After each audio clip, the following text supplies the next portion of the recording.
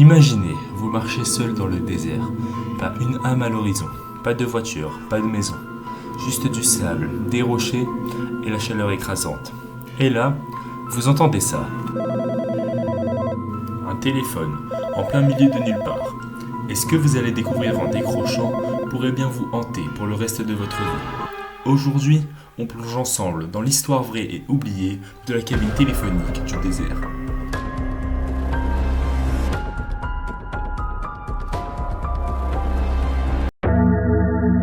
L'histoire se passe aux États-Unis, dans l'un des endroits les plus isolés, le désert du Mojave, dans l'État du Nevada. Dans les années 1960, des cabines téléphoniques étaient installées un peu partout, même dans des endroits reculés, pour permettre aux mineurs ou travailleurs isolés de passer des appels. Une de ces cabines a survécu, totalement seule, plantée au milieu du désert, à des kilomètres de la moindre trace de civilisation. Pas de ville, pas de village, pas de poste de police. La cabine la plus proche était littéralement celle-ci. Son numéro était simple, plus 1, 760, 733, 9969. Au départ, elle n'intéressait personne, oubliée, perdue dans le désert, jusqu'au jour où quelqu'un la redécouvre. Tout commence réellement en mai 1997, quand un homme appelé Godfrey Daniels, un amateur d'aventure, tombe sur une petite note insolite dans un vieux journal local. L'article parlait brièvement du cabine téléphonique plantée au milieu du désert du Mojave. Intrigué, Godfrey décide de retrouver cette cabine. Il prépare son sac, prend ses réserves d'eau et se lance dans une marche de plusieurs heures à travers le désert. Au bout de longues heures sous la chaleur, entre la poussière et les rochers, il finit par tomber dessus. Une cabine téléphonique, droite, au milieu de rien. Pas de bâtiment, pas de voiture, juste cette cabine avec un combiné qui pend dans le vide.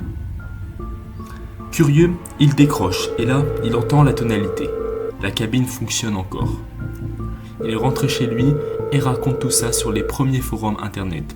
C'était la grande époque où tout se partageait très vite et en quelques jours, des gens du monde entier commencent à appeler ce numéro improbable plus 1, 760, 733, 9969. Certains tombent sur le répondeur, d'autres arrivent à parler avec des voyageurs de passage, mais très vite l'histoire bascule. Les témoignages deviennent étranges.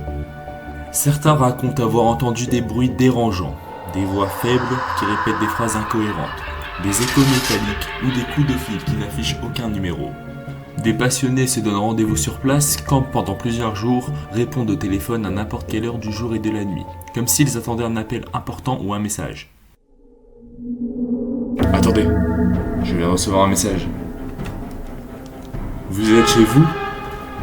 Non, là par contre ça commence à faire flipper, je vais peut-être m'arrêter là. Les gars, je vous jure que c'est pas scripté, je suis en train de faire le montage actuellement. Et je viens de recevoir le message, vous êtes chez vous. C'est un numéro que je ne connais pas. Bon, c'est sûr que c'est qu'une coïncidence, mais vraiment ça fait super peur. Bon allez, on continue. Le plus effrayant, c'est l'histoire de Doc Daniels, qui s'était rendu sur place et qui est resté près de la cabine pendant plus d'un mois. Il a vécu près de la cabine en répondant à des centaines d'appels, et il raconte qu'à plusieurs reprises, des gens l'appelaient en décrivant précisément ce qu'il portait, alors qu'il était littéralement seul dans le désert. Tu portes une chemise bleue aujourd'hui. Pourquoi tu regardes à gauche? Je suis derrière toi. Et pourtant, il était seul, totalement isolé.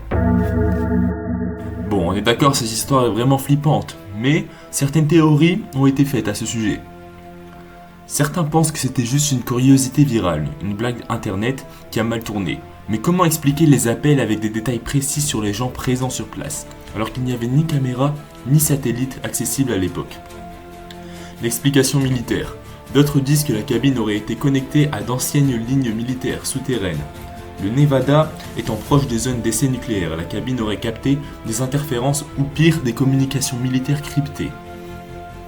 L'explication paranormale. Certains avancent qu'il s'agirait d'un portail énergétique, une zone hors de champ où les appels ne venaient pas du présent mais du passé ou d'une autre réalité. Une légende urbaine. Ou alors, ce n'était qu'un mythe amplifié par internet, mais si c'était le cas, pourquoi même après que la cabine ait été démontée, des gens affirmés continuer à entendre des sonneries en plein désert sans aucun téléphone autour. En 2000, la cabine a été retirée par la compagnie téléphonique locale, officiellement pour des raisons de sécurité publique. Mais depuis, certains curieux continuent de se rendre sur place. Les coordonnées GPS sont toujours trouvables, et ceux qui ont tenté l'expérience racontent la même chose. Le désert est silencieux, sauf à un endroit précis, celui de la cabine, où on peut encore entendre les sonneries. Faites des cauchemars.